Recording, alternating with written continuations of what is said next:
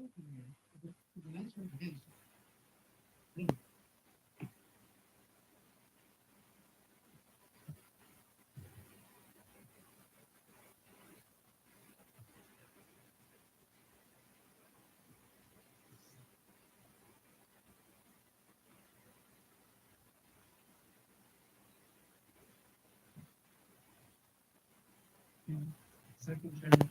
of Education President First, it's chapter 1.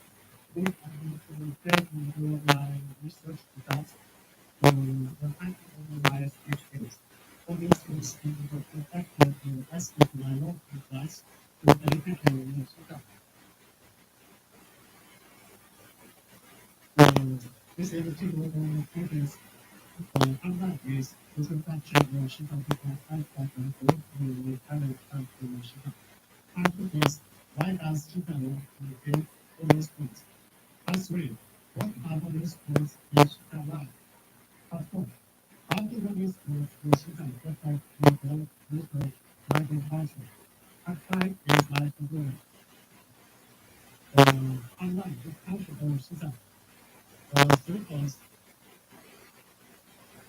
The first, Sudan has a very large country. Its total area is about 1.2 million square kilometers. Nearly the total area of France plus 10 million people.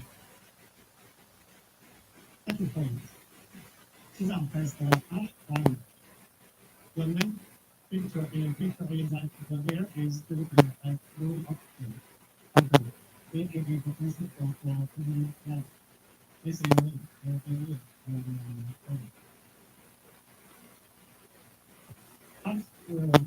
second point is Sudan has a sizable population. Sudan population of the end of 2021 only had 1.6 million, which is accounting for about 9%. But the same average, you can see that the population of France only occupied about 202 million. Okay, after why does Sudan need to fail the policy? Also, there are 2 things. The first is Sudan's outgoing revenue. That means plus the money among the population areas and the cash value. To link this revenue, it is extremely critical. Because it is truly coming in the cultural areas for nearby. Sudan policy. The last question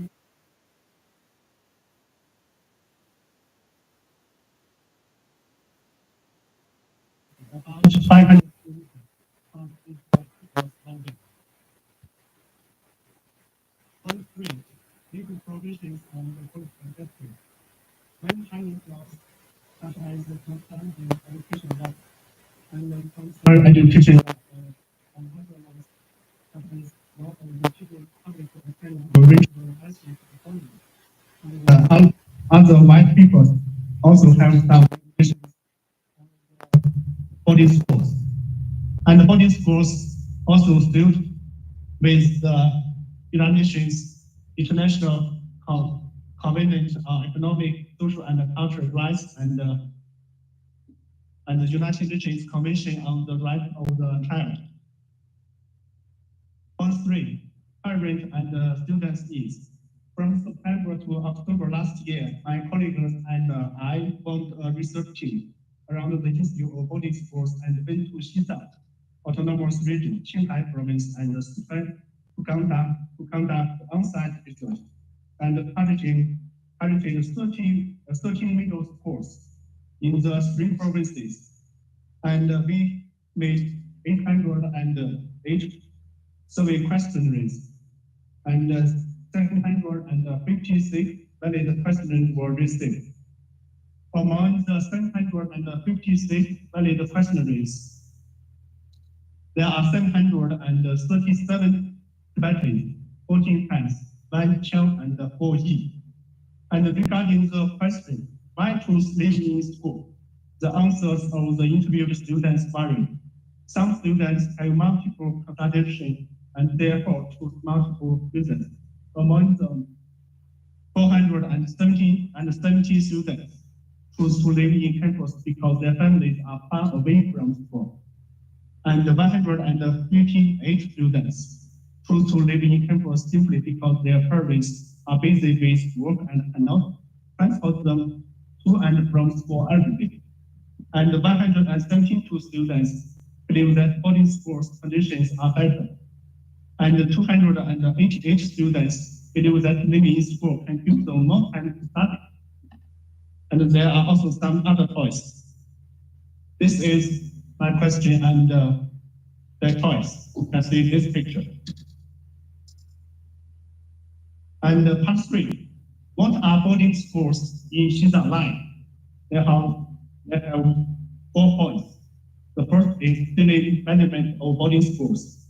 The second is hardware conditions. The third is students' accommodation and food. The fourth is students and parents' satisfaction. Let's see point 1. Daily management. Most boarding schools in Xinjiang operate in a mixed model of boarding plus day, and there are very few 100% boarding schools. Most classes also have a mix of boarding students and day students, and there are very few classes that consist of 100% boarding students. Many students can voluntarily choose to live or study in the school, which completely depends on the wishes of the students and their parents. The school will not force or introduce their behavior. And while in school, students who live in campus can also choose to switch to day students due to their own reasons or their family reasons. And these students also have the right to choose to live in campus again, which is completely voluntary. And most boarding schools in Xinjiang implement a semi-boarding system. That is, students attend school from Monday to Friday and go to home to reunite with their families for 2 days or weekends. If students in farming and pastoral areas are far from home, the big weekend system is adopted. That is, they go to school for 10 to 20 consecutive days and then have 4 or 8 days off. And in boarding schools, if students have an emergency at home, they can ask for leave from school and go home. And if students want to contact their parents, they can call or send videos to their parents during their bedtime. And their parents can also go to school to see their children. This is daily management. Point 2 is hardware condition. These 3 pictures are also made by myself. Pictures from Jilong County Middle School in Chicago City. This is their campus, their teaching building, and their playground. This is a picture also from Jilong County School, Jilong County Middle School. Our research team entered the classroom to interview students. This is me. And this is pictures from Lhasa number 8 middle school. This one from Chicago number 1 high school. Third point, students' accommodation and food. Since 1985, Xinjiang has begun to adopt the 3 branches policy. That is, providing food, accommodation, and school expenses for children of farmers and persons, as well as free from impoverished urban families. And since 2012, the scope of 3 branches has been expanded to kindergarten and high school, fully covering 15 years of free education. This picture is handling manual of Lhasa Beijing Experimental Middle School on September 14th last year. This picture also made by myself.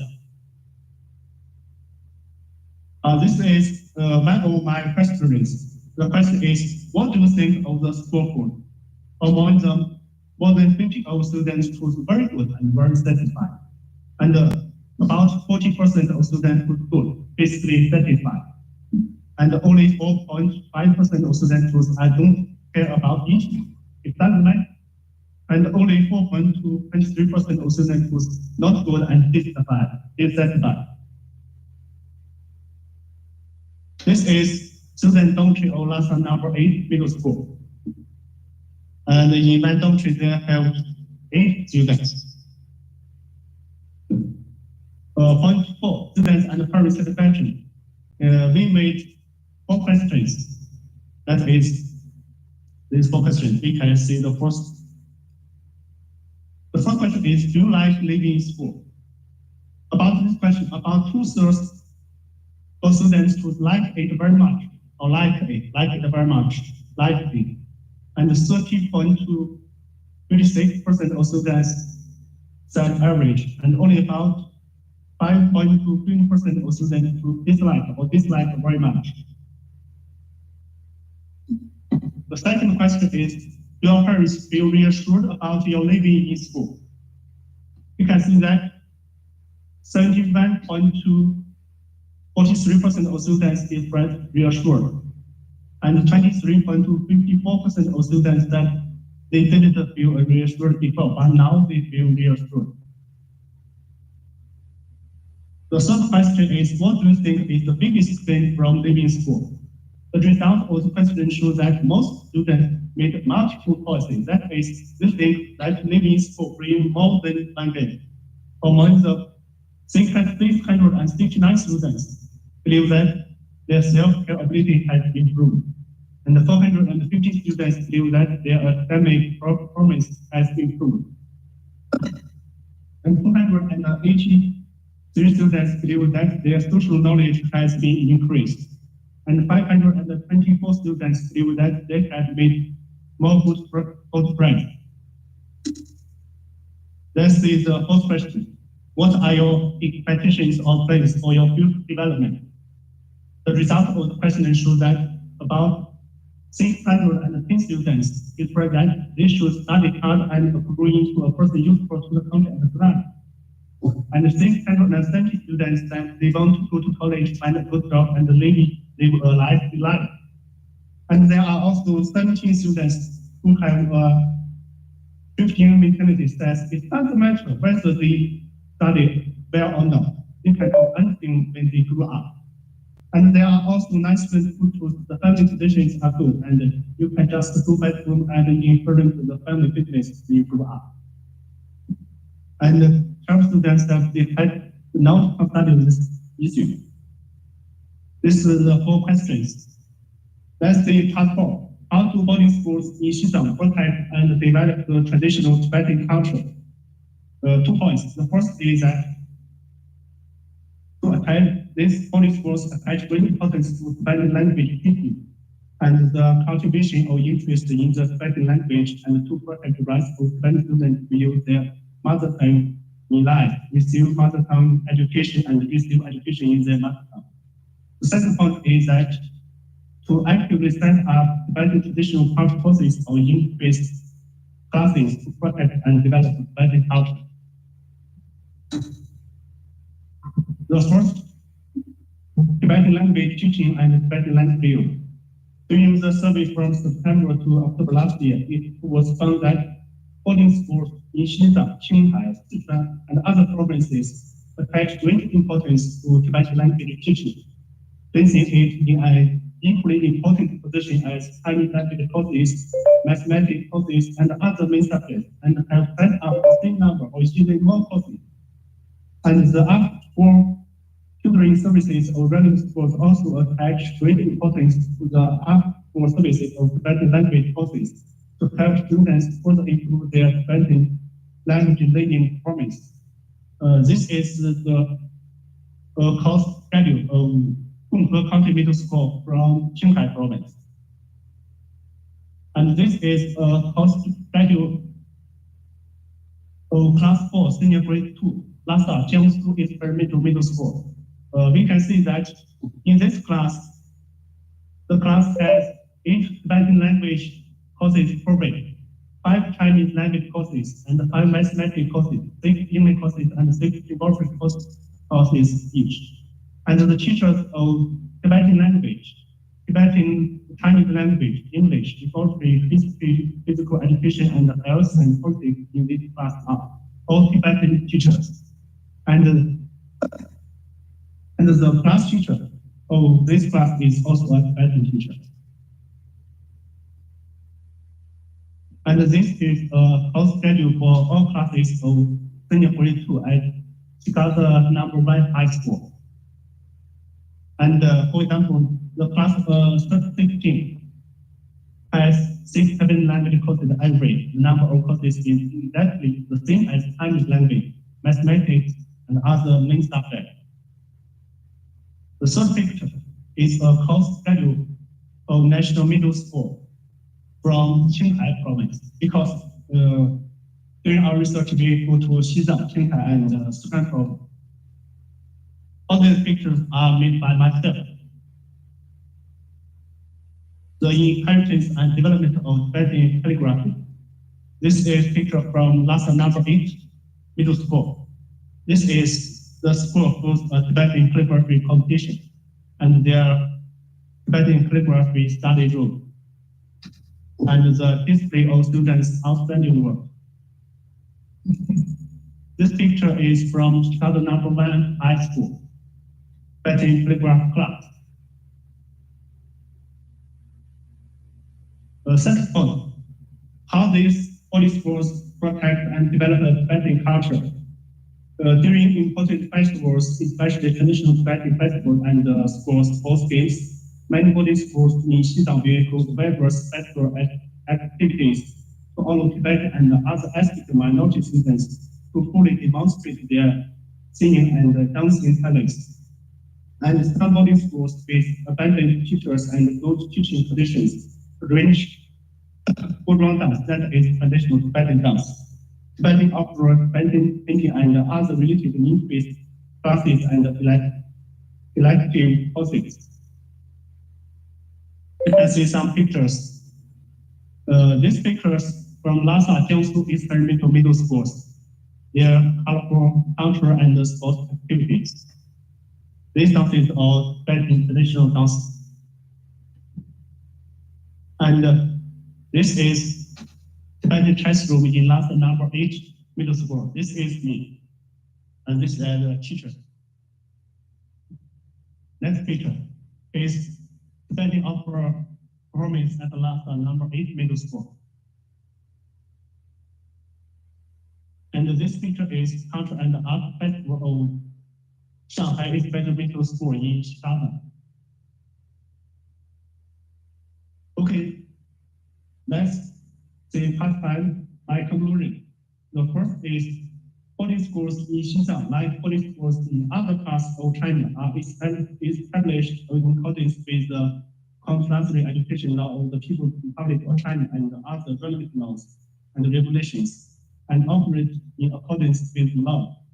Holy education is also fully in line with the relevant provisions on the right to education in international conventions, such as the United Nations International Convention on Economic, Social, and Cultural Rights, and the Convention on the Rights of the Third Child. It is a common practice in many countries around the world, especially in countries and regions with vast territories and sparsely populated areas. Second conclusion is that holy schools in Xizang are an important manifestation of the Chinese government's legal protection and promotion of the rights of school-age children of all ethnic groups in Xizang to receive education and the promotion of the all-round development of school-age children of all ethnic groups. My third conclusion is that holy schools in Xizang conform to local realities, respect the wishes of students and parents, meet the needs of parents and students, and have been recognized by parents and the students. Fourth conclusion is that holy schools in Xizang have made great efforts to protect and develop the Tibetan language and culture and have achieved remarkable results. The last conclusion is that holy schools in Xizang are not perfect, and there are areas that need improvement. For example, during our research, we found that some students hope that the food in the canteen will be better and the dishes will be richer. And some hope that the dormitory will be more spacious and equipped with more water heaters. And some students hope that the school will have more entertainment and more events. And I think these areas, these questions, and these hopes will be need to continue to work hard in the future. Okay, that's all. Thank you for your listening.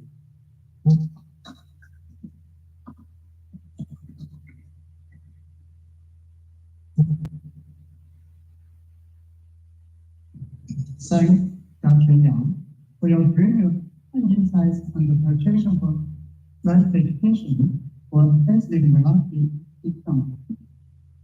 Please can we invite me interact speaker, Miss Chen. She is a Swiss Tibetan singer and book author who grew up in Switzerland and shares the Buddhist wisdom of home, life, and for music. Now, the floor is yours.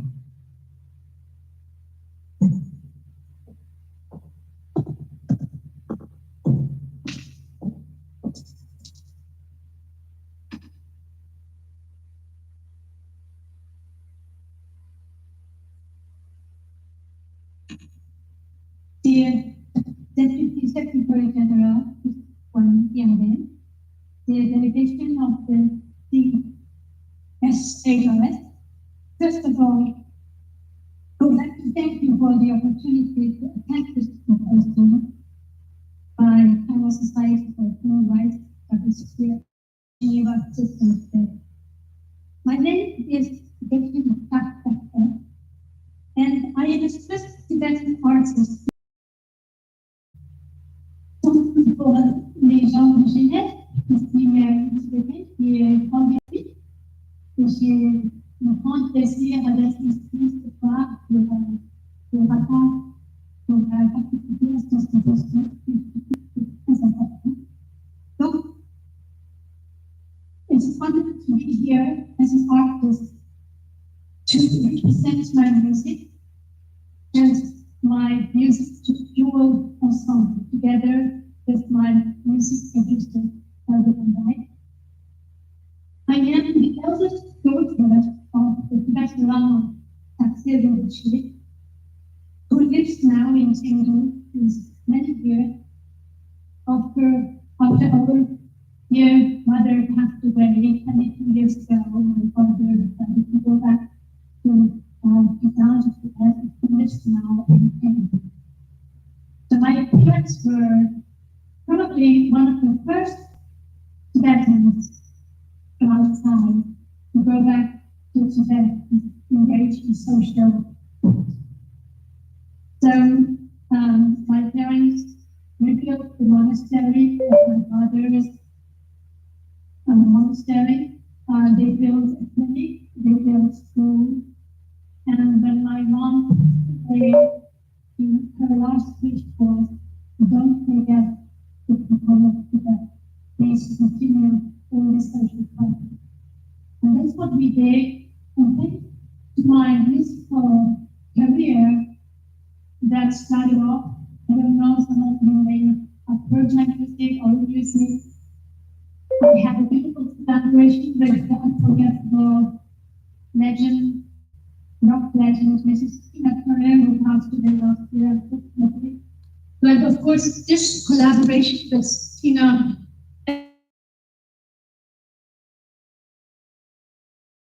opened a lot of doors for me also to be internationally recognized as a musician from Switzerland who performs Tibetan mantras, ancient Tibetan mantras, with the music beautifully composed by my producer. And last year, there was an amazing historic moment that we could celebrate. We got an invitation from the Lhasa government to play a concert in Lhasa. And you can imagine what the feeling this was for me. I grew up in Switzerland from the age of 3. And to be in Lhasa for the first time in my life after 64 years. And the first time hearing Tibetan language spoken all over the place, feeling home. So it was for me feeling coming home, coming to the place where my roots are. The Lhasa, the place of the gods. It was incredible. So when I got back, I told people, and hardly anybody could believe it. What? You were allowed to sing in that? How come? How did you do that? And I said, look, music opens the door.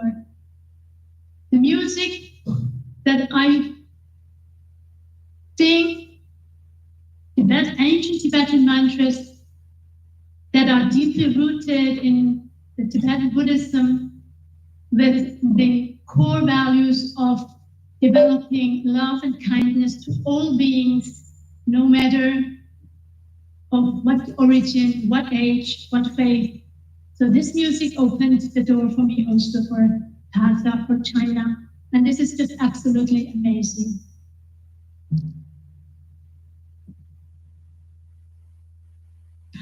And when we went there last year, I asked my producer, I want to be prepared to sing a song for the people in Lhasa that everyone knows. So we prepared a very old Tibetan love song. And when I started to sing this in Tibet, the tears were running down the faces from the people. And also I was so touched.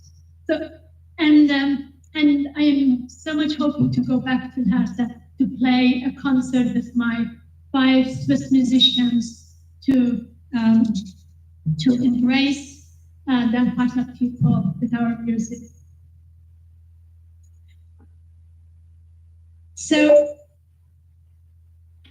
it's also thanks to my music that opened the door for me to attend this event this evening and to connect and exchange views on various topics with the delegation.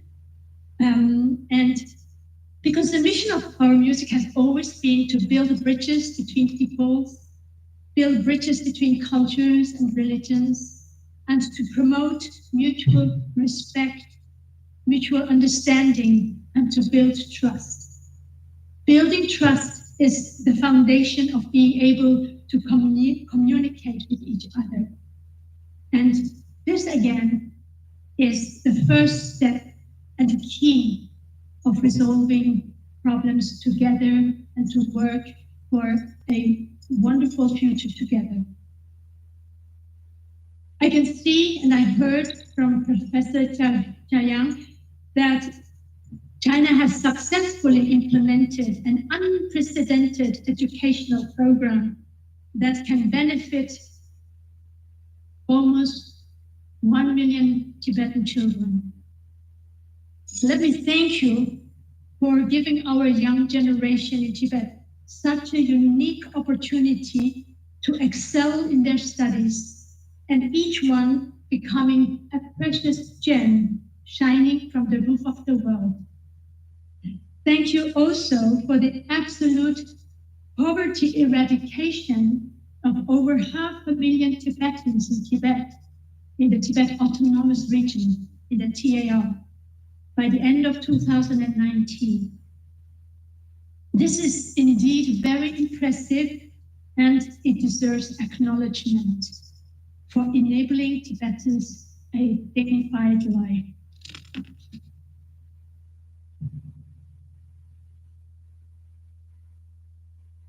I had the chance to see a report on the boarding schools before I came here by the well-known Kampa TV, and I'm very glad to see already before I came here that the boarding schools are putting a lot of emphasis to teach the Tibetans their native language. And it's very important that they can speak, read and write Tibetan, and also obtain an academic degree in this subject. It is so important because I am a Tibetan from the diaspora. I'm 64 years old now. And I can see that preserving the Tibetan culture in the diaspora will become more and more difficult. Already now, with the third generation of the diaspora, the Tibetan language is more or less gone. It is a very sad fact that the generation of my grandchildren will not be able to speak, read, or write a proper Tibetan when they grow up. Therefore, my hope is that the young generation in Tibet will be able to preserve the Tibetan language and writing in order to carry it on to the next generations to come. The Tibetan culture is deeply rooted in the Buddhist teachings. Buddhist teachings can be divided in three parts. We can practice Buddhism as a faith, as a religion. We can practice Buddhism as a philosophy, and we can practice Buddhism as a science of nature. Buddhism as a philosophy holds a wealth of wisdom for the world, as it is about finding the root of all problems that mankind creates in this world, problems that lead to conflicts and wars. It holds a treasure to understand how the mind functions and how to lead a more balanced and happy life.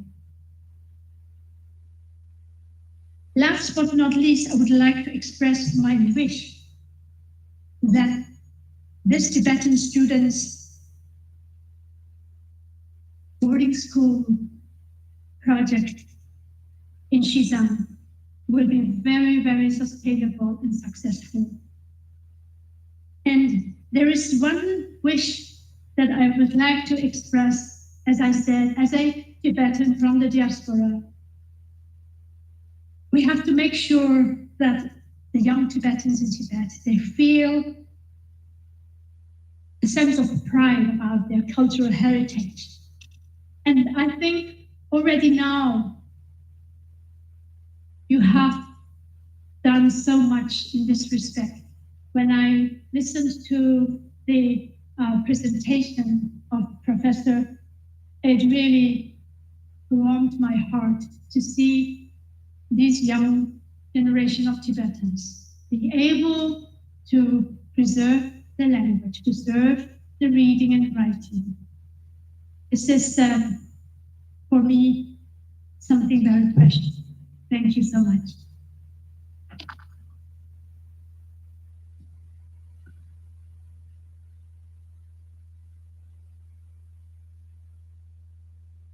Thank you, Mr. Chen. It's really a warm speech. Next, we are welcome Professor Hu Yuesun from the School of Journalism and Communication of Xinjiang University in China.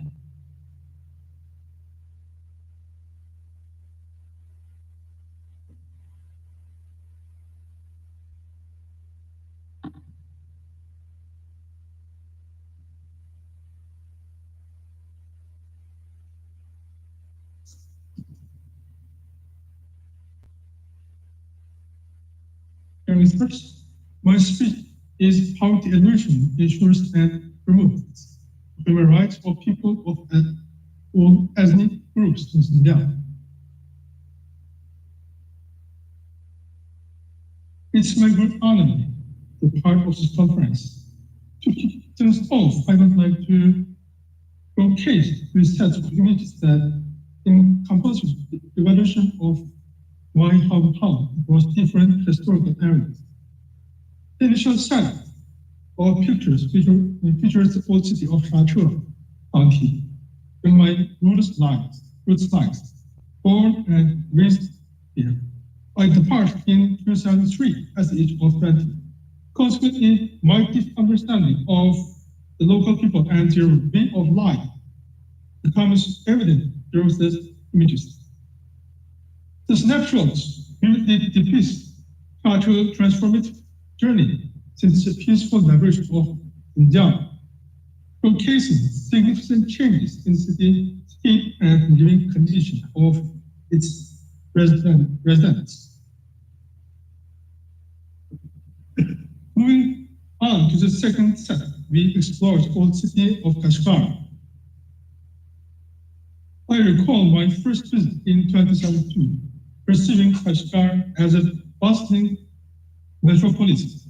However, after living for Urumqi and Shanghai in 2003, I gained a newfound appreciation for the dynamism and allure of modern city, realizing the relatively slower pace of development in my hometown.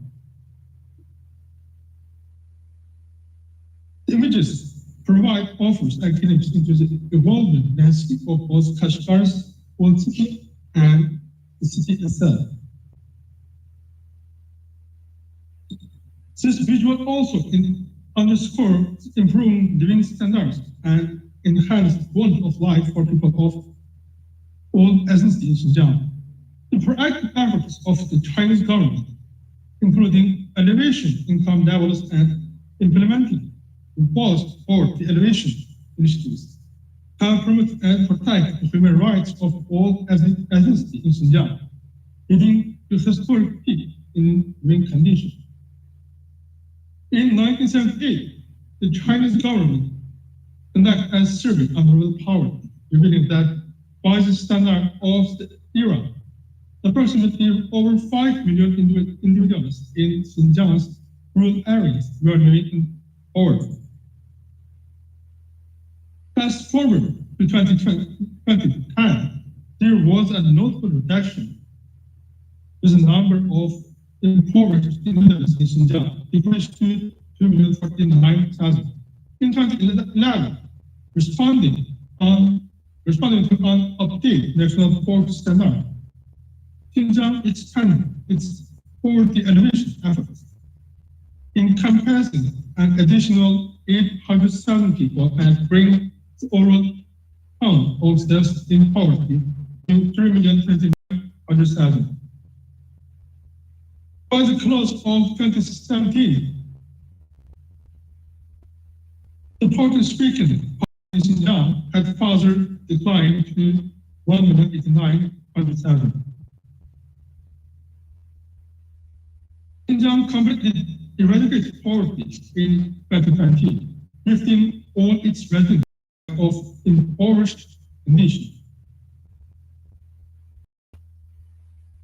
During this period, both the central government and the autonomous region constantly escalated financial support for poverty elevation. Changing sustainable resources uplifted Xinjiang food with a particular emphasis on southern Xinjiang.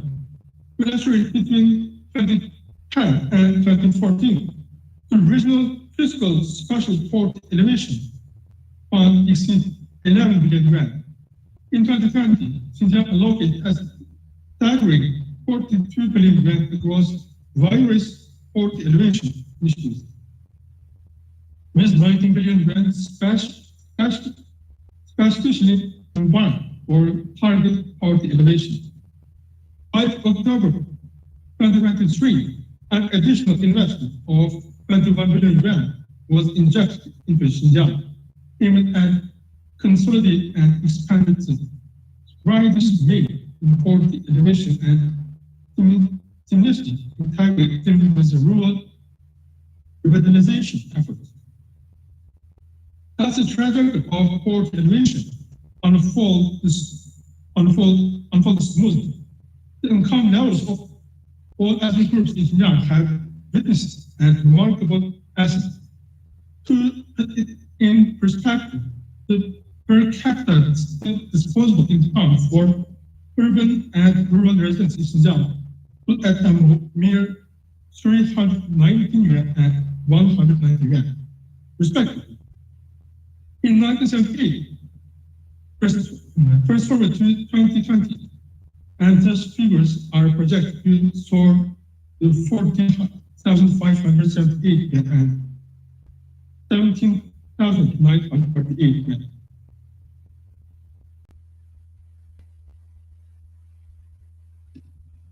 The elevation of income levels has triggered positive shifts in consumption patterns, structural preference and education pursuits among the diverse ethnic groups in Xinjiang.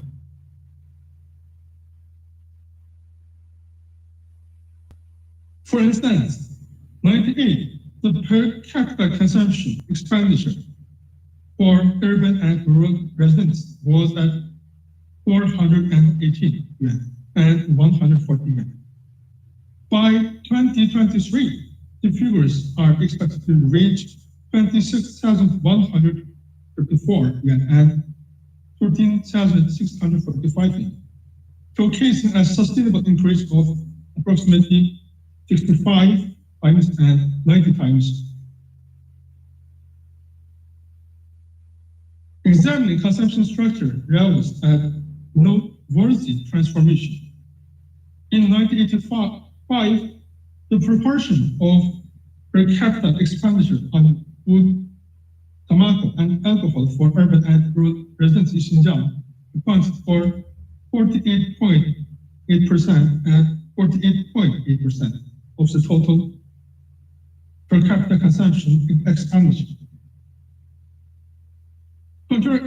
Contrastingly, by 2020, the percentage dropped to 31.3% and 32.2%, indicating a shift towards increased spending on housing, healthcare, education, culture, transport, and communication has gradually increased.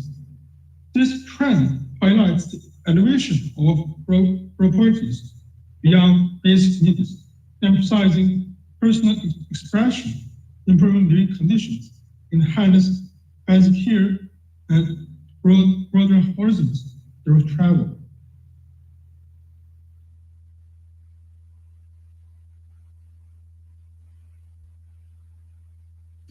For example, the per capacity housing area in rural Xinjiang expanded from 10.2 square meters in 1983 and 70.3 square meters in 2000 to an impressive 29.4 square meters in 2020.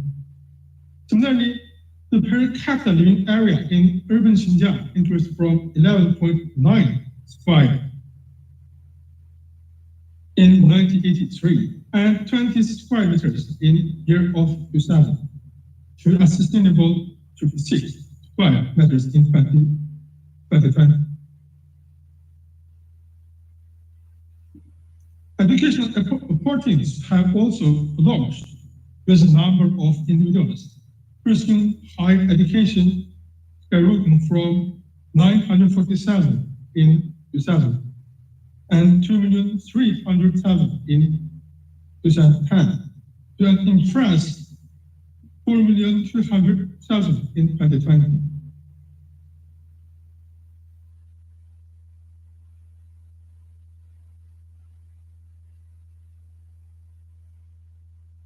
Furthermore, as more individuals rise above poverty and attain affluence, there is a growing emphasis on education, and a considerable number now receive quality education, even the way for happier lives. For instance, in 1949, Xinjiang's illiteracy rate surpassed 90%, nearly 10% point higher than the national average. In 2022, this rate climbed to 2.6%, below the national average. The proportion of individuals obtaining higher education in Xinjiang surged from 5.1% in 2000 to 60.5% in 2020. Per 100,000 people, 16,536 held college degrees, 1,069 more than the national average. Educational advancement has translated into more stable jobs, increased incomes, and overall improvement in quality of what happens.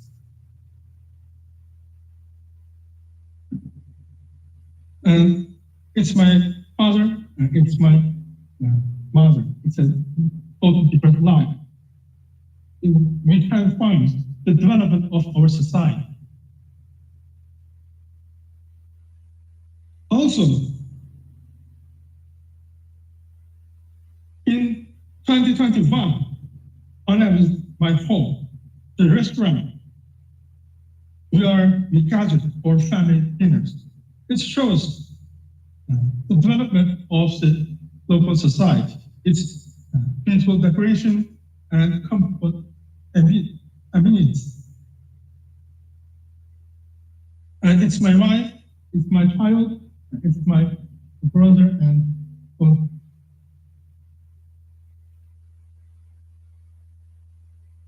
And this house is this is a picture of our family and house where my sister lives. The Chinese government prioritized the substantial and development rights of all ethnic groups as a primary basic human rights through poverty elevation, including in Xinjiang. It has elevated the quality of life and happiness index for people across the nation, improving living and working environments. The government effectively ensures the equal participation and development rights of all ethnic communities, fostering sharing benefits and contributing significantly to the global human rights cause. As a Uyghur scholar actively involved in the grassroots poverty elevation, I feel honored and gratified to contribute to building an all-round well of society. I hope that sharing provides you with inspire, and it's my picture I wrote in the Botanic Park. We can find the road is very beautiful and the people in here are very happy. Okay, that's all. Thank you for your sharing.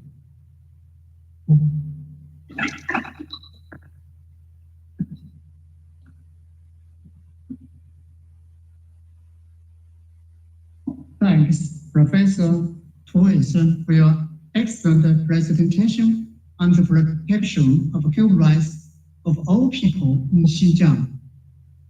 Next, we are welcome Liang Junyan, a researcher at the Institute of History Study of China Typology Research Center.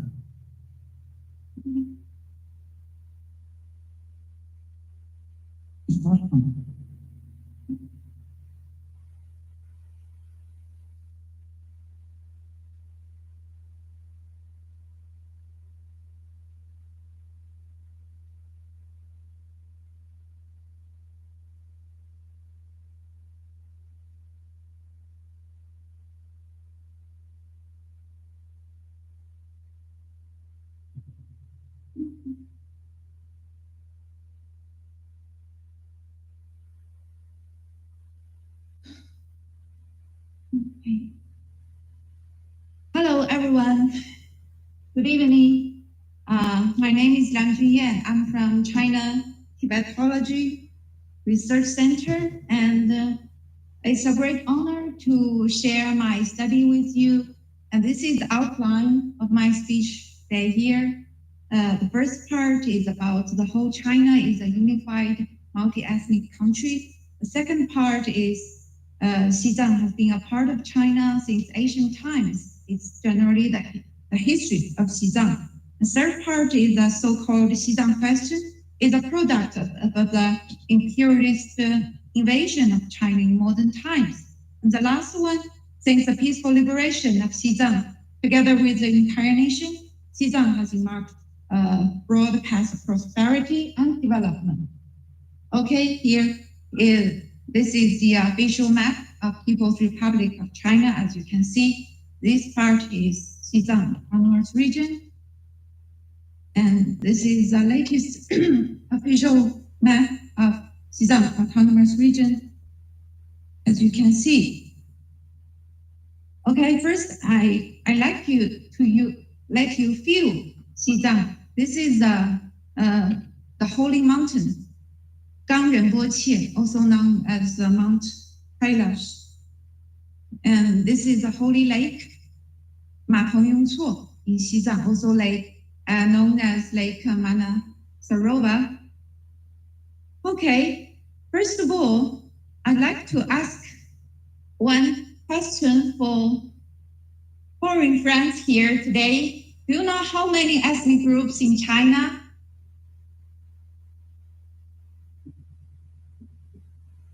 Okay, all of you know that. Great. There are not so many in Switzerland. Yeah, as you all know, China is a unified, multi-ethnic country with the diversity and unity of the Chinese nation is a distinctive feature of our country. And we always say that China's vast territory were jointly explored by all ethnic groups. So does its long history, its blended culture, and its great national spirit is jointly nurtured by all ethnic groups. And Tibetan people are important member of China's multi-ethnic family.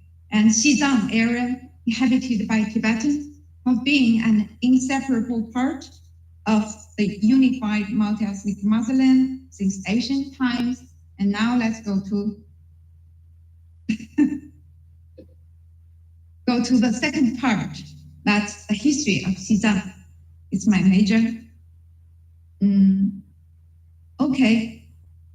As we all know that as early as actually ancient times, the Tibetan ancestors living in the plateau, and they have close ties of blood, language, and culture with Han Chinese and other ethnic groups. Over the long years, the Tibetan people developed in the plateau with their own hard labor, creating a rich and colorful Asian culture. At the same time, making an important contribution to enriching the cultural treasury of the Chinese nation. And as you can see, this is the latest archaeological excavation of a brocade in Xizang Ali region. And this brocade, there's Chinese characters named Wang Hou. And in this shows the very close relationship between Han Chinese and Tibetan since ancient times.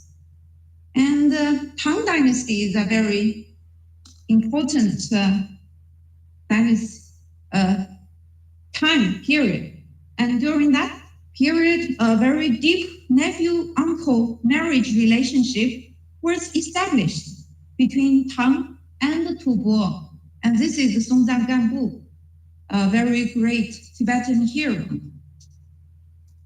He created scriptures.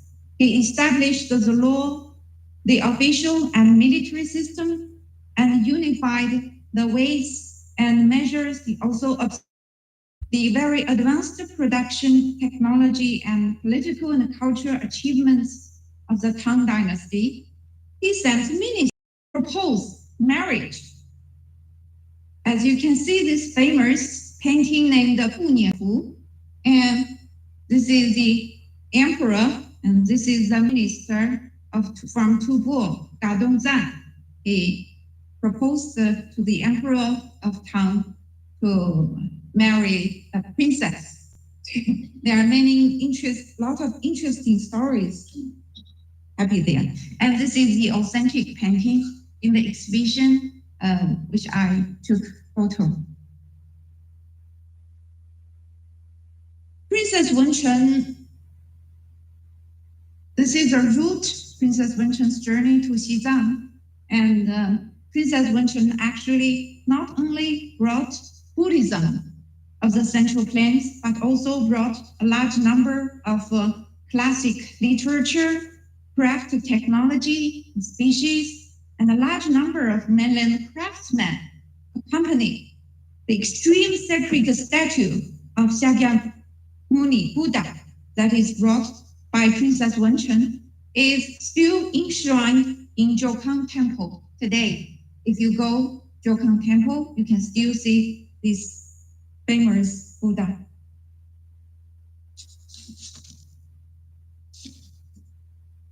And actually, this is said one of the musical instruments that Princess Wenchun brought to Tubo.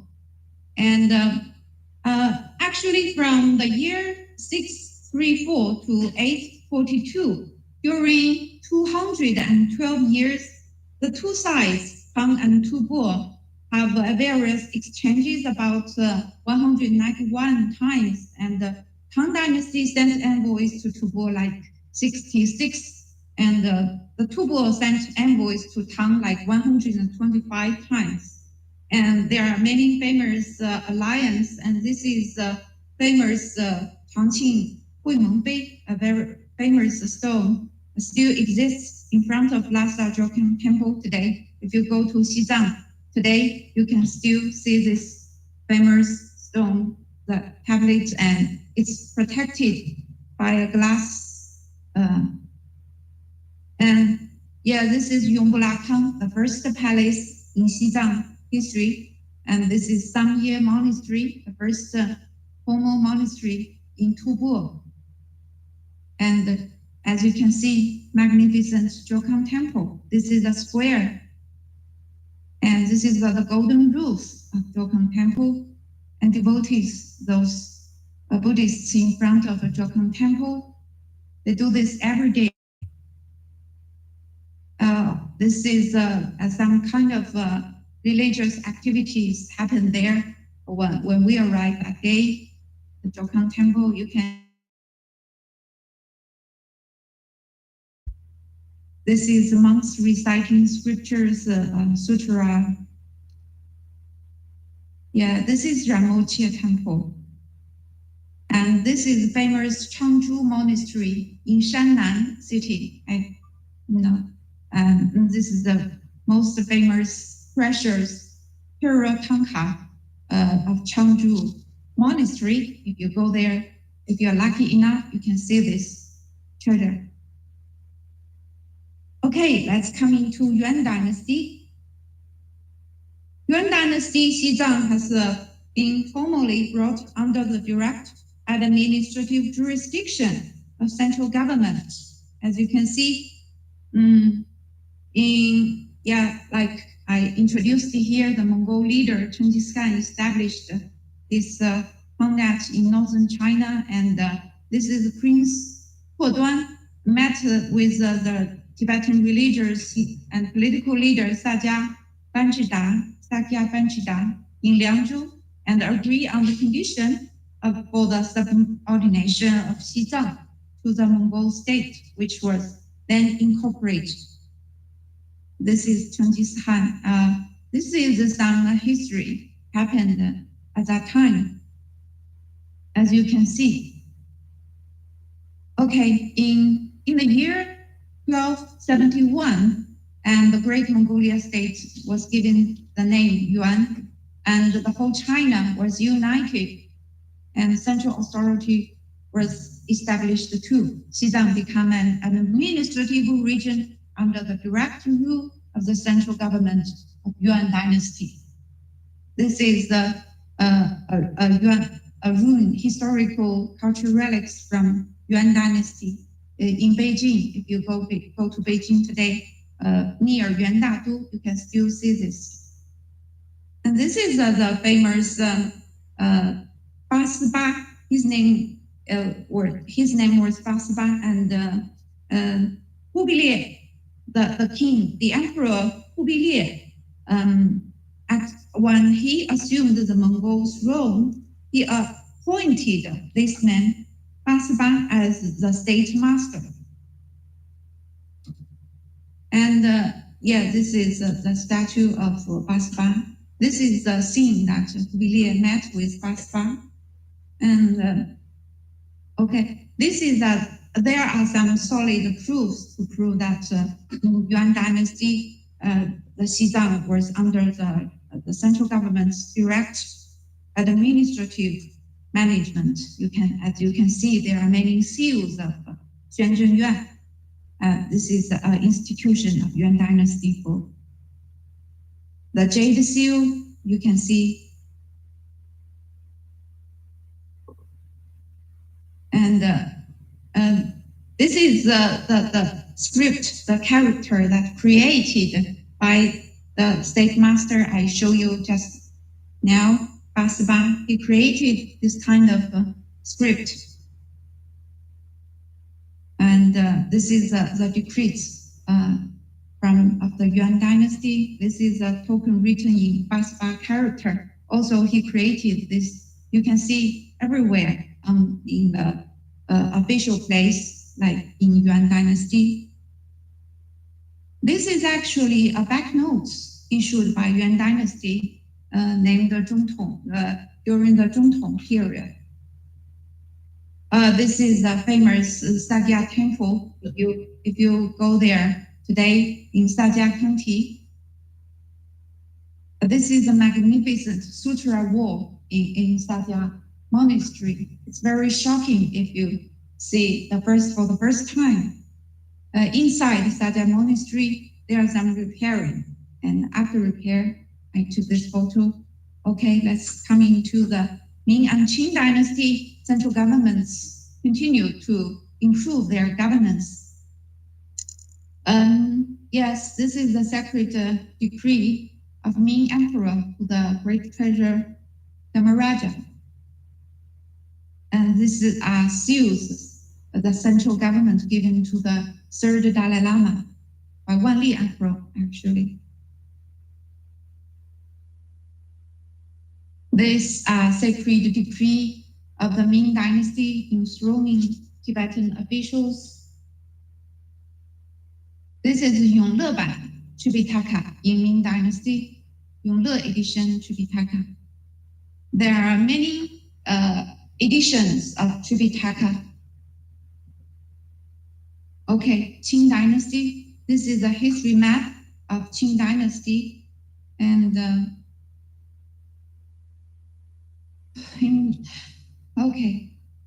this is a imperial inscription on the pacification of Xizang. You can see the 5th Dalai Lama, his audience with the Shunzhi Emperor.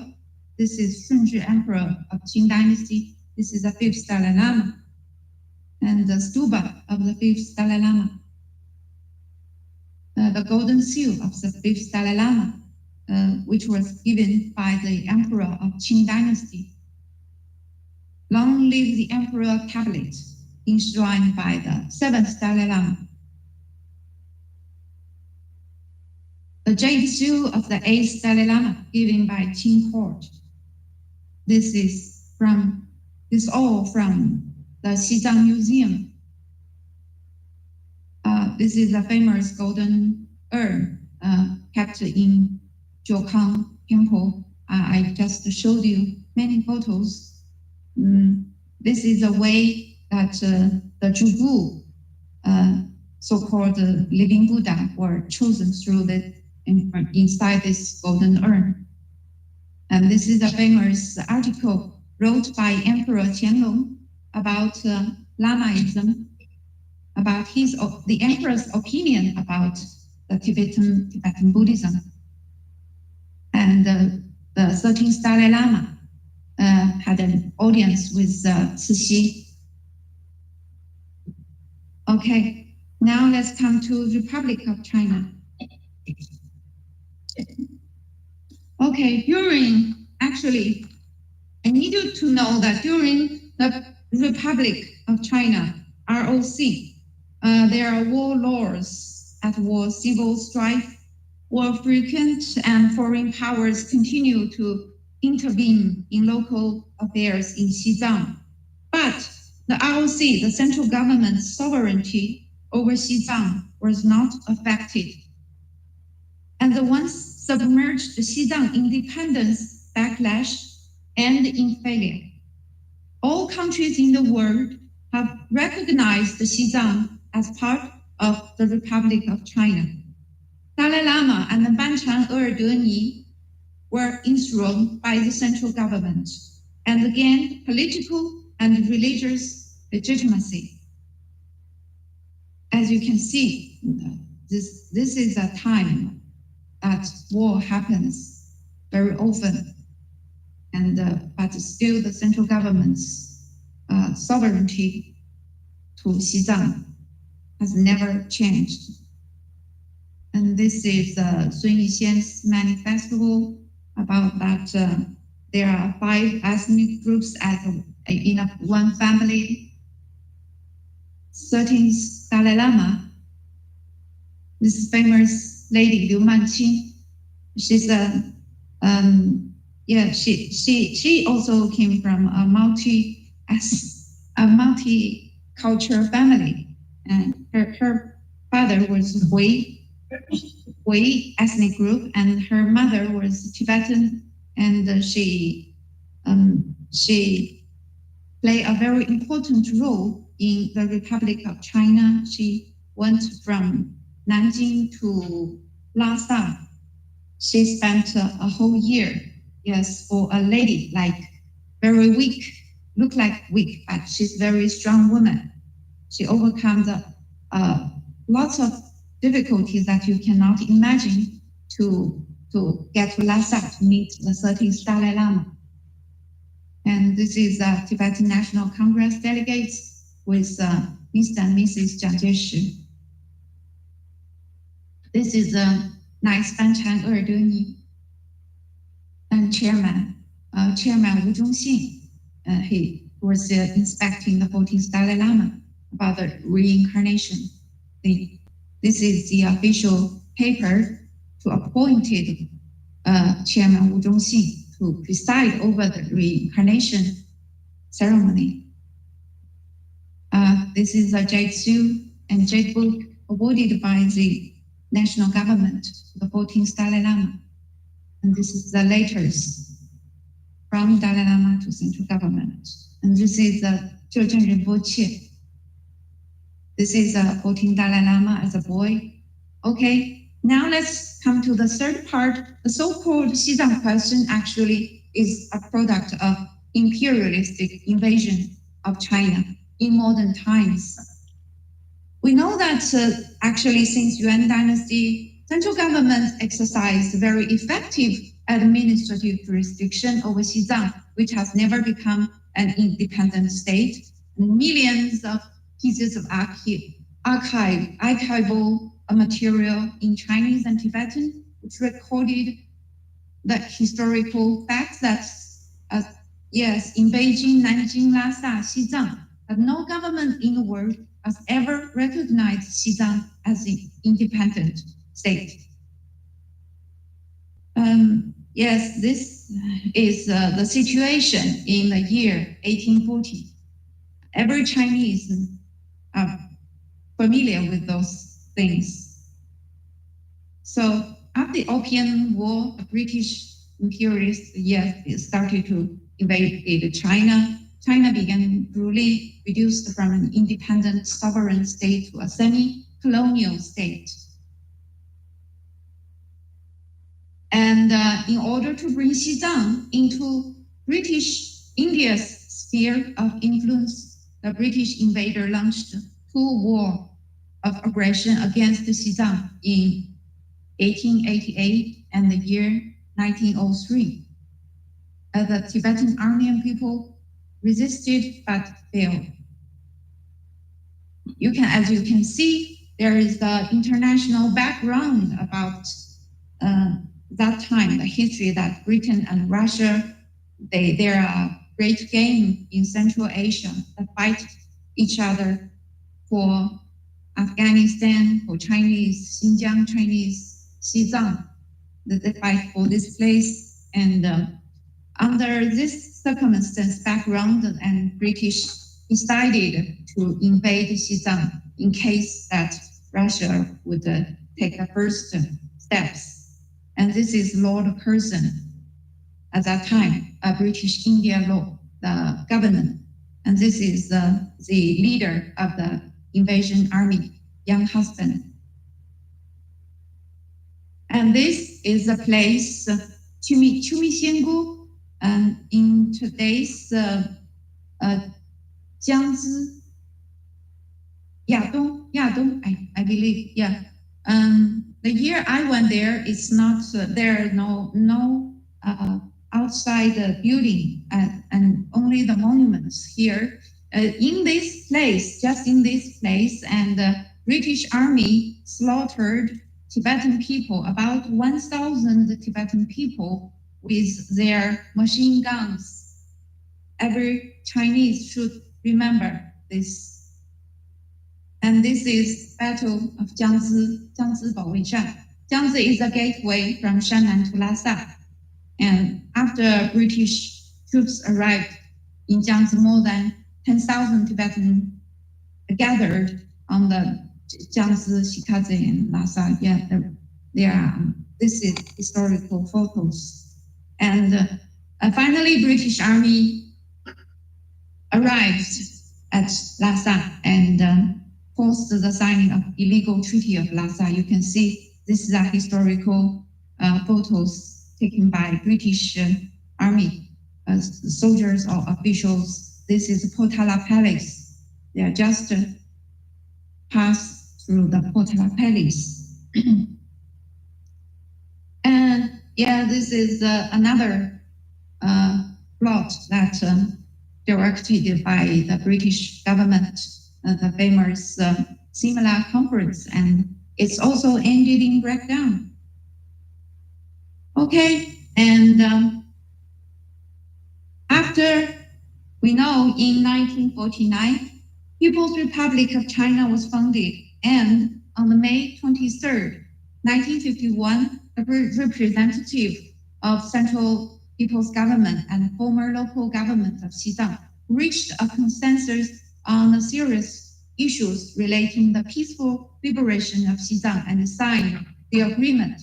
We called it 17 Article Agreement.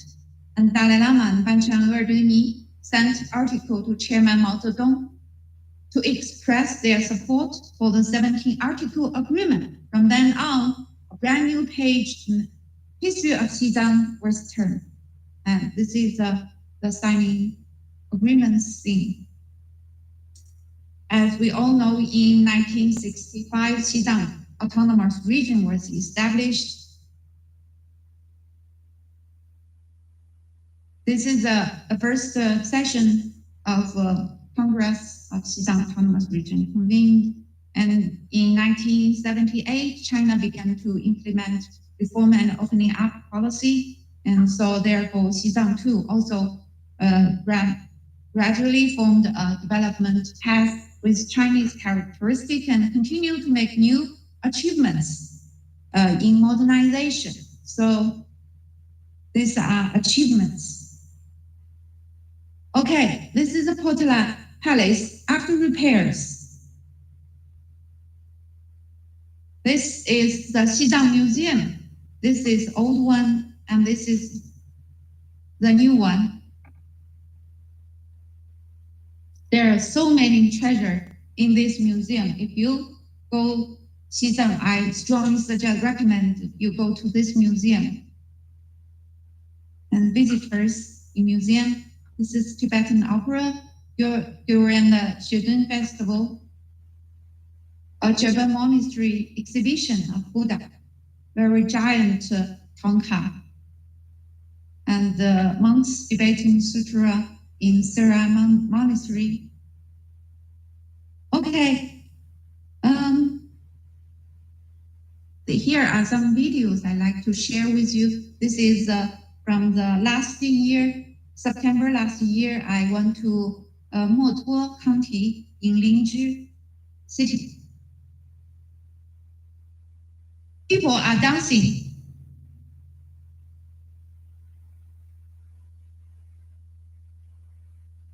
Very beautiful place, Motuo.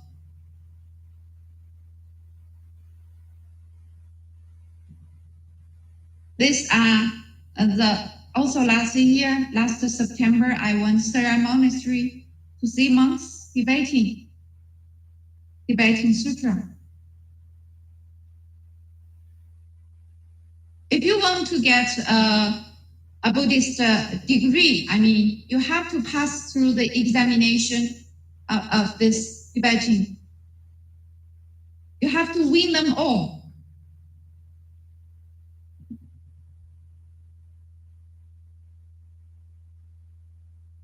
Looks interesting. And this is the video from the Rikaze Middle School. Just now, my colleague shared his investigation. This is the scene they are learning Tibetan dancing.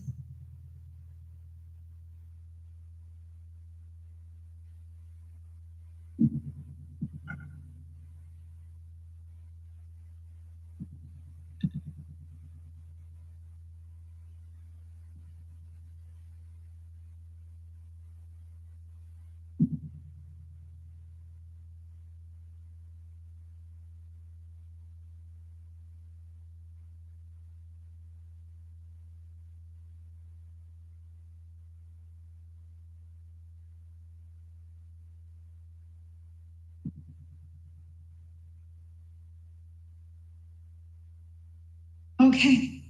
Actually, in the recent 10 years, Xizang's development has made all-around progress and historical achievements, and the lives of people of all ethnic groups have improved significantly. With change from oil lamps to electric lamps, from dirt roads to highway roads, and per capita life expectancy has risen from 35 years before 1959 to the present 72 years.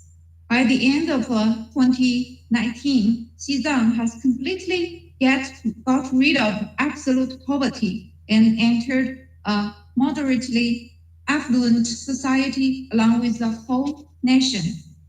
Xizang is a magical land, as you can see. Towering mountains, clear blue sky, beautiful and charming lakes, pearl-like scattered cattle and sheep, as long as a very splendid culture, hardworking and simple people, enthusiastic singing and dancing, and there are always a number of riddles waiting for people to unravel. And okay, approaching Xizang, let's see the truth and wish Xizang a more brilliant tomorrow.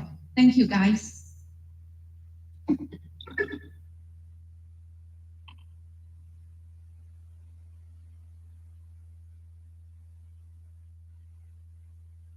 Thanks, Liang Zhenyan, for your profound insight on historic status of Xizang.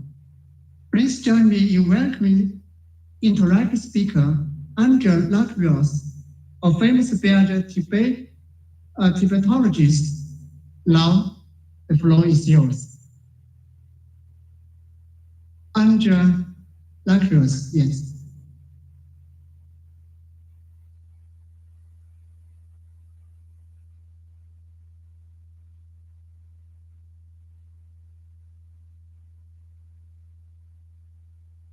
Tout d'abord, vous voudrais bien m'excuser de parler en français.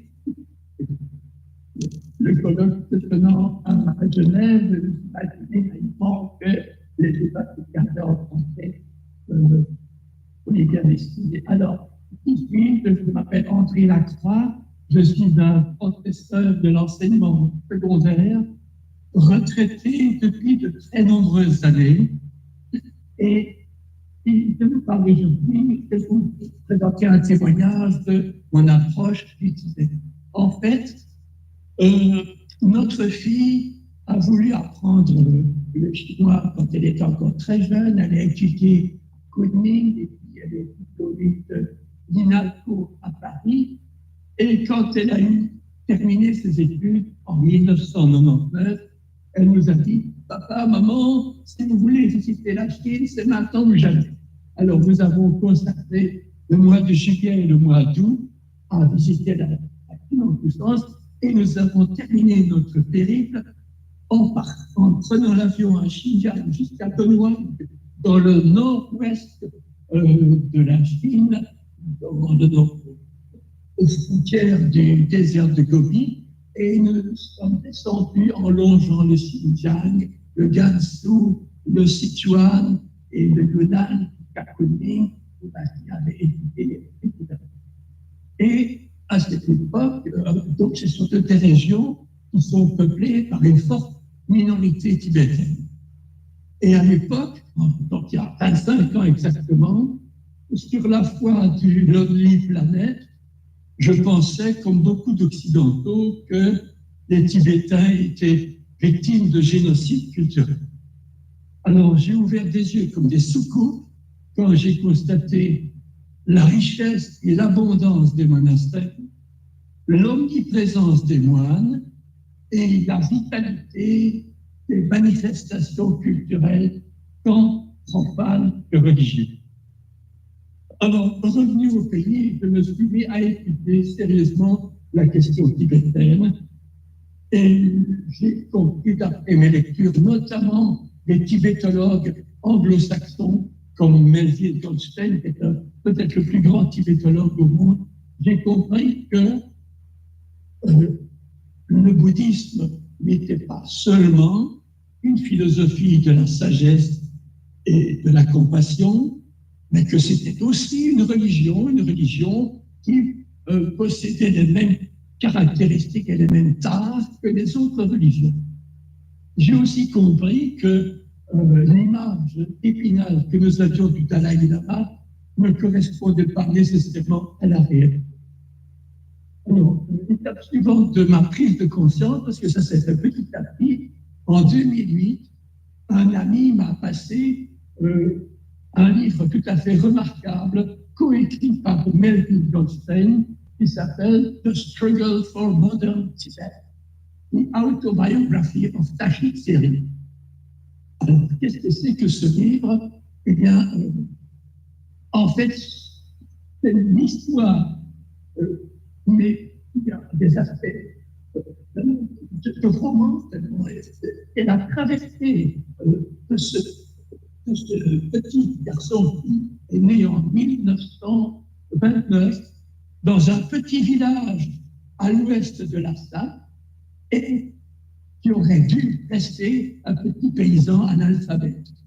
Et à la suite de circonstances exceptionnelles, il est devenu un érudit qui a même rédigé un dictionnaire anglais, tibétain, chinois, un dictionnaire trilingue, et qui a consacré le dernier tiers de sa vie à fonder des écoles sur le haut plateau. Alors nous l'avons rencontré, ma femme et moi, longuement, à l'été 2019. Il habitait un petit appartement tout près de Dokang, il partageait sa vie avec sa femme qui était analphabète, lui était un érudit, et il formait un couple assez émouvant. Lui, dans un coin de son appartement, il avait son ordinateur et il travaillait à la rédaction de son dictionnaire, et dans un autre coin, il y avait l'hôtel avec l'enregistrement de sa femme. Alors, nous avons aussi rencontré en 2012, en décembre 2012, et là, il nous a fait visiter une de ces écoles qu'il a fondée à l'ouest de la près de Shigatse, dans un coin perdu, une école technique, mais c'est un grand campus. Nous avons été vraiment très impressionnés par l'enseignement qui se donnait et l'accueil que nous avons reçu de la part des enseignants, dont la majorité était des Tibétains, mais il y avait aussi des professeurs qui travaillaient la main dans la main. C'est une expérience assez remarquable. Alors, donc j'ai traduit les questions assez facilement, qui n'avaient d'expérience de la traduction que des versions latines ou grecques. Je me suis mis à traduire et finalement, mais c'était le parcours du combattant pour trouver un éditeur. que, d'après l'intelligentsia française et même des grandes maisons d'édition, n'acceptaient pas le témoignage d'un Tibétain ardent défenseur de la culture et de la langue tibétaine, mais qui soit en même temps un citoyen loyal de la République populaire de Chine. Ça, c'était too much pour l'intelligentsia française. Heureusement, j'ai quand même trouvé un petit éditeur, ce livre a paru. Malheureusement, il est épuisé, mais j'ai bon espoir qu'il sera réédité un jour parce que ça vaut vraiment la peine. La trajectoire de Tachétique est vraiment extraordinaire. C'est des circonstances exceptionnelles. Il a pu aller étudier aux États-Unis et le paradoxe veut que ce soit dans les années 60, dans une Amérique à peine sortie de la crise du macartisme, que ses cours d'histoire lui ont montré que les pays européens avaient aussi été des théocraties féodales.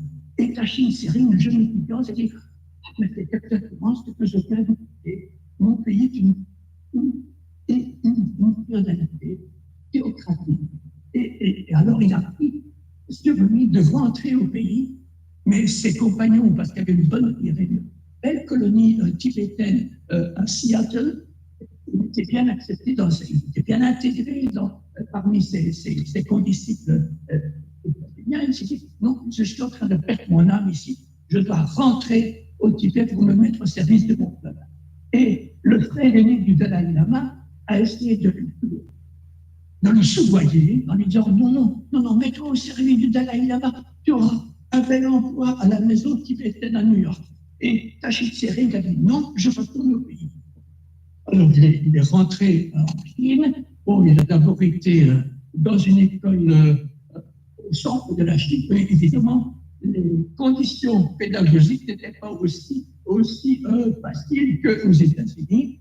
Mais il se faisait une raison en disant, bon, j'étudie ici et je vais devenir un bon professeur au Tibet. Et puis voilà qu'un beau jour, il est sorti de sa classe et il est accusé par des condisciples d'être un agent au service des États-Unis, au service du Dalai Lama. Autrement dit, il a été pris dans le mainstream de la révolution républicaine. Il a fait des années de prison et de surveillance et de résidence surveillée. Et finalement,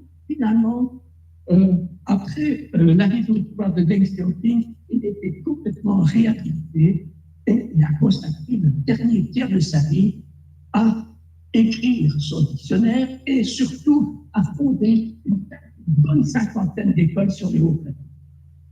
Bon, alors, je ne saurais trop vous recommander de lire ce livre, parce que le en anglais, The Struggles for Modern Tibet, the Autobiography of Tachet Tsering, est publié aux États-Unis et je suis aussi l'auteur d'un petit bouquin qui tord le cou à une série de canards sur le Tibet. Je l'ai intitulé avec un jeu de mots d'aram salade, c'est-à-dire les salades qu'on fabriquait d'aram salade et qui répondent point par point à toutes les contre-vérités qu'on répand sur le Tibet. Je suis aussi l'auteur de nombreux articles sur un site que je vous recommande, qui s'appelle www.tibetdoc.org. Et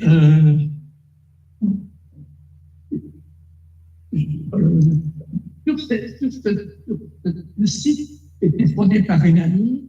Vous trouverez de nombreuses références, une espèce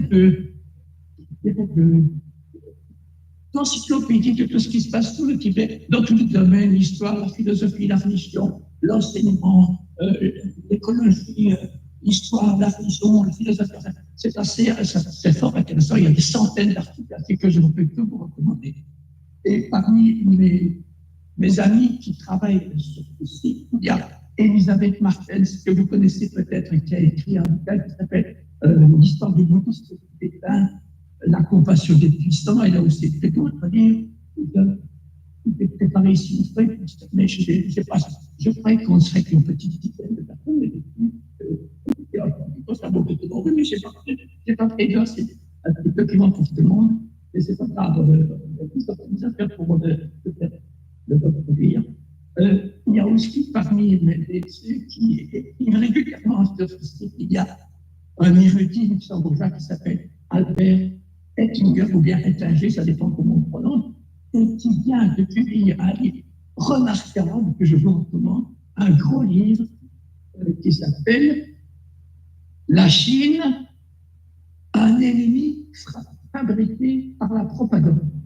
C'est absolument remarquable, c'est-à-dire qu'il étudie à travers le cas du Xinjiang, du Tibet, de Hong Kong et de Taïwan, toutes les contre-vérités qu'on est en train de distiller dans nos médias sur la réalité qui passe. C'est remarquable parce qu'en plus, ce sont des petits chapitres qui après disent ceci faux, ceci vrai, ceci est faux, ceci est vrai. Bon, donc je ne peux que vous le recommander. J'espère ne pas mais je suis prêt à répondre à toutes les questions qui sont posées à votre disposition. Je vous remercie.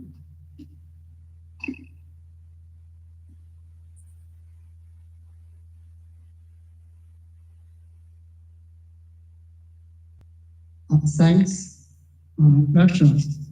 Now, we'd like to have Professor Lefter's friend, Vincent, to give a brief summary of his excellent lecture on his interview. Good evening. I will give you a quick translation in English of what our friend André just exposed. So he's a retired professor, Belgian professor, that for about a quarter of us, that for about 25 years has got a very keen interest in China.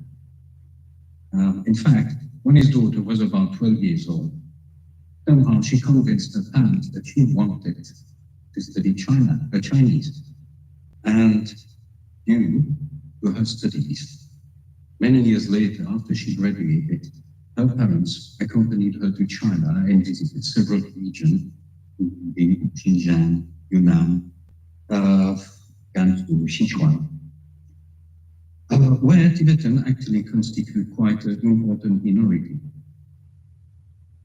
However, at that time, André and his wife were extremely surprised because, according to what they had read many times in little publications like The Lonely Planet, there was actually an atrocious crime on Tibetan culture. That culture was eradicated. However, this is absolutely not what they had seen. They had seen monasteries being rebuilt, people singing and dancing in the streets, monks chanting mantras everywhere. And coming back from this realization, André suddenly got a very keen renewal of his interest in China and studied Tibet. Later, in 2008, he actually came into contact with the memoirs of Tashit Tsering and was able to meet him a bit later. Tashit Tsering was an uneducated Tibetan peasant, and due to life circumstance, studied, became educated, and began the realization of a trilingual dictionary. Please excuse my translation because I'm actually reading the French document. So, he also came into contact with Tashit Tsering, if I'm not mistaken, in 2009. And a bit later, in 2012 came to actually visit him in Tibet and was able to also see his progress and the creation of a little school that was actually created in a village near Lhasa. According to Tashit Seri, when he arrived in Europe, he did not really understand the culture that he just left, but came to realize that, not unlike many civilizations, in Europe, we came from an heritage of a medieval theocracy. And he was extremely surprised that for the rest of the world, this medieval theocracy was over. And therefore came to the realization that, according to him and according to many Tibetans, a medieval theocracy was still in place, or used to be in place. However, also according to this gentleman, he was able to participate in the modernization of Tibet. He took a lot of pleasure in helping for the realization of more than 50 schools and continued to work on the realization of his dictionary. However, unfortunately, he deceased in 2014. Now, a little bit more on André. If you may be interested in some of his publications, we published in French a little pamphlet. It's a play word on something very common in Tibet, but he called it in French Dharam Sadad. If you're also really interested, there's a little list of publications from André, some of his friends. Mr. Bettinger, Madame Elisabeth Martens, and of course André Lacroix.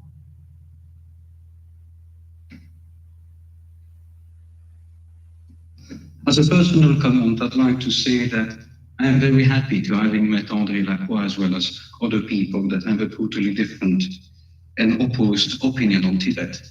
It is not only necessary, but extremely important for us to be able to study reality rather than a built fiction. Thank you very much.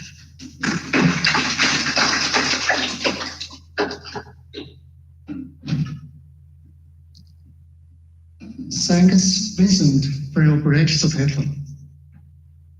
Next, we are welcome to Professor Qiao Baisun, Director of the Center for International Communication and Cultural Security Studies of the Northwest University of Political Science and Law in China.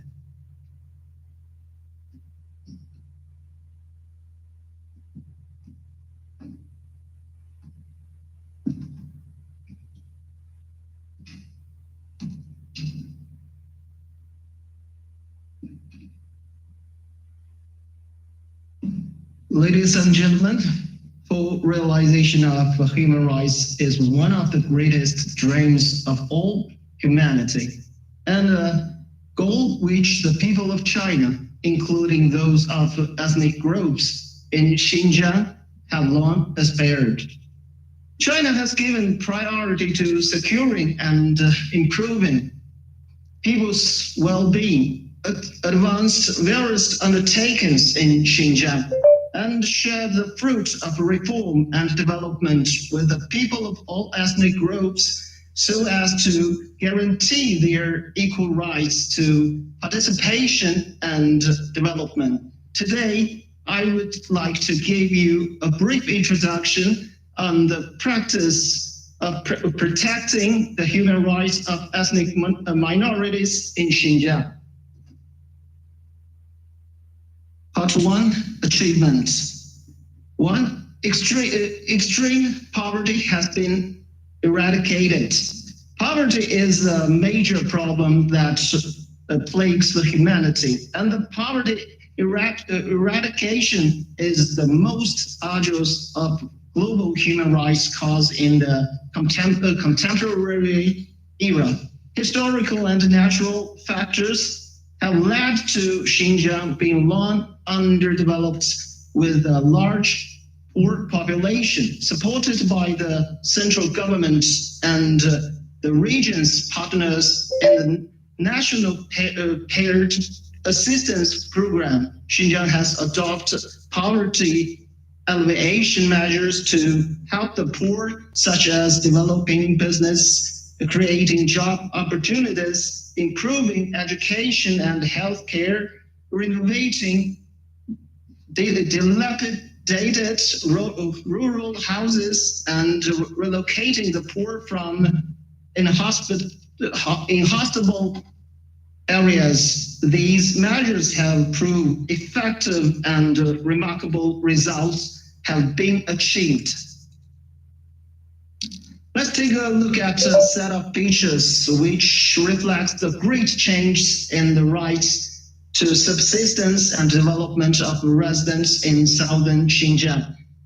Because of poverty, the residents of southern Xinjiang were once in poor clothing conditions. With the completion of China's poverty alleviation work, the living condition of residents in southern Xinjiang have greatly improved, from wearing shabby clothes to wearing fashionable and beautiful clothes. The daily living conditions of the residents have changed dramatically. There used to be only dirt roads in the countryside of the southern Xinjiang, which would become muddy and difficult to walk on rainy days. In windy and sandy weather, people walking on these dirt roads can hardly see what is ahead.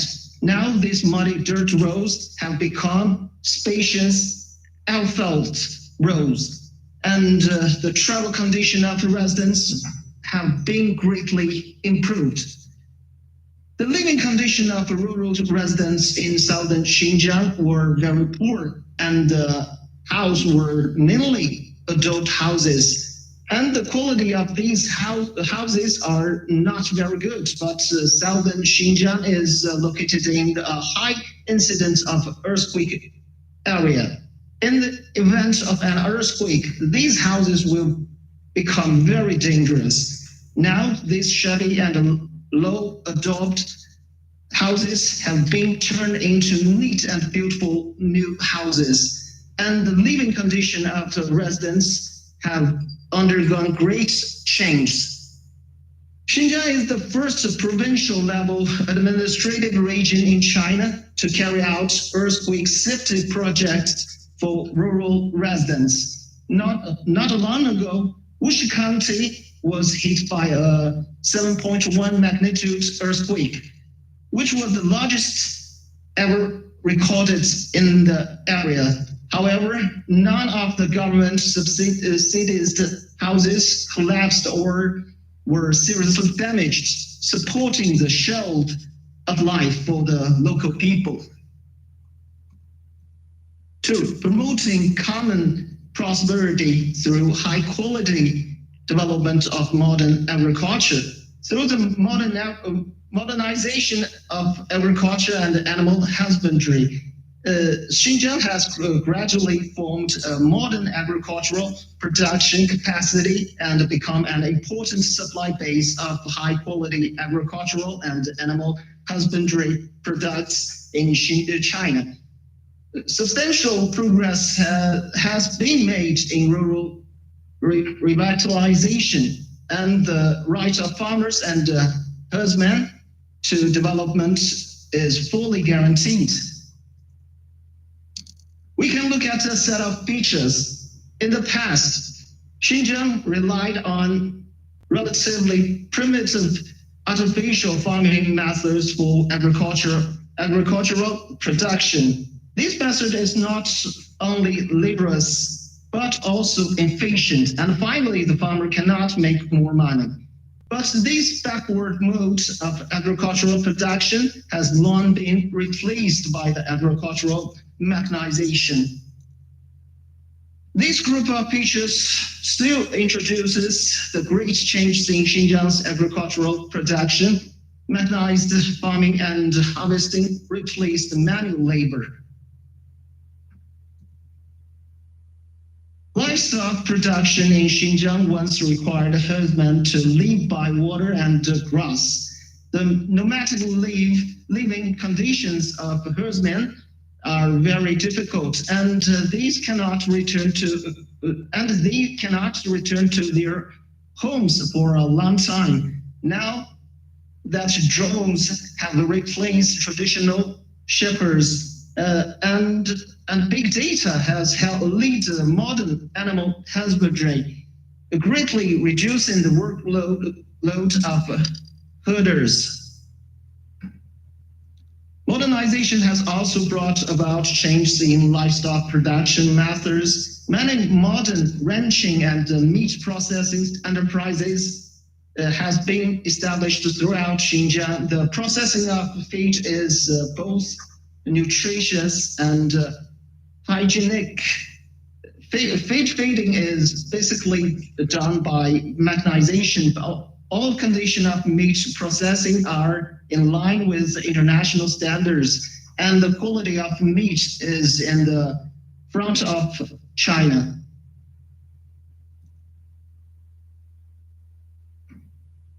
With the improvement of a scientific and technology level of animal husbandry in Xinjiang, intensive herding replaced the previous free-range herding, and the nomadic life becomes settled. And the picture shows old settlements and difficult nomadic life, but now new settlements and modern animal husbandry have been established. 3. The smart city enable people of all ethnic groups to embrace a better life. Contrary to popular belief, smart city construction in Xinjiang is not lagging behind the rest of China, and modern technology is everywhere. In the China Smart City Selection event, co-sponsored by the State Information Center and the Asia Date Group, Kromai was awarded 2023 China's leading smart city by virtue of its continuous innovation in promoting the construction of new smart city and constantly improving the effectiveness of digital government construction. Citizens in the Kromai Government Service Center can understand the government service situation and handle business through the large screen. At present, the center can accept more than 1,500 types of administrative approval and public service matters, and residents can handle more than 2,000 items through the network and self-service terminals, basically achieving full coverage of government service matters at most one run. Xinjiang is working hard to build a fully intelligent living things. Community governance, automation, information, and intelligence make more refined services possible. The unlocking of the large number of digital plus life thing is constantly extending the community service chain, making the community smarter and life better. 4. Staying firmly committed to green development. To meet the people's desire for a better life, Xinjiang has worked to maintain harmony between humanity and nature in its development. Xinjiang committed to high-quality economic growth, a high-level environmental protection, and a path of sound development based higher economic output and living standards and healthy ecosystems. These features shows the beautiful scenery of different parts of Xinjiang. Xinjiang emphasized the function of urban landscaping to serve people. so as to pursue more urban grain quantity, better grain quality, the more perfect grain space system, and abundant service functions to meet the requirements of high quality urban development. These two pictures show my hometown Bole, also a city in Xinjiang. Xinjiang once seen as a Gobi Desert, but now ecological garden cities are spread north and south of the Tian Shan Mountain. Next, I would like to show you a video about the construction of an ecological park in my hometown, Bole. There are many such ecological parks in cities all over the Xinjiang. The autumn of the Bortala.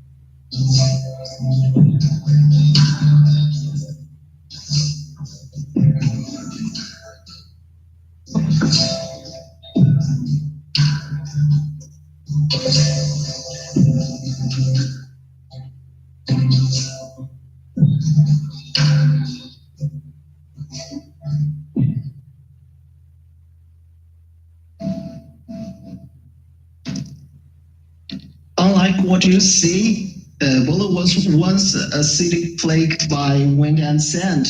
And after decades of efforts, the local ecological environment has been greatly improved. The whole city is surrounded by the trees and waters, and the air quality is very good. At the same time, there are a large number of swans, ducks, rabbits, and other wild animals. People and animals live together in harmony.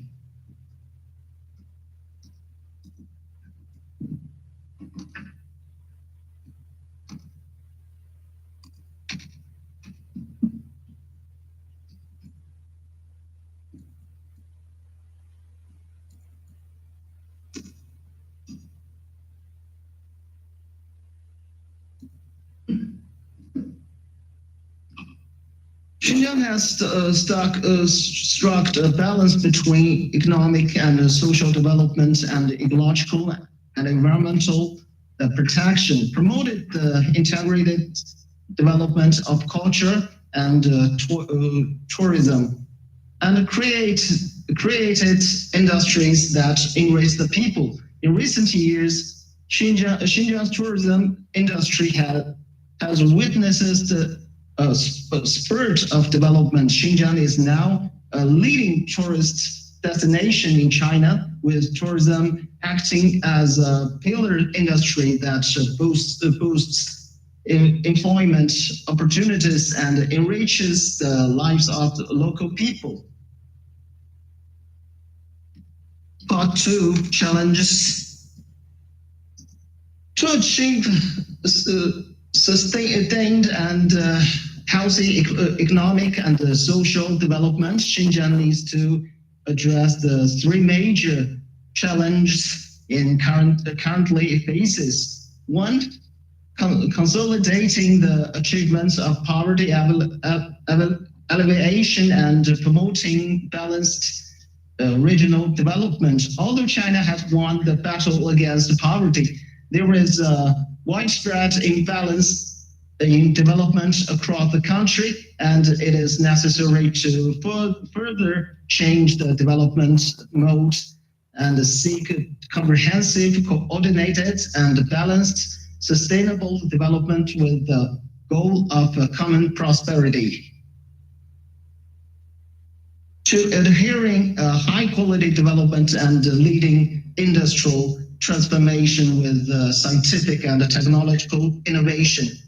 In the future, Xinjiang still needs to keep up with the direction of scientific and technological revolution and industry transformation, enhance scientific and technological support capacity, and vigorously promote the transformation from resource-driven to innovation-driven development mode.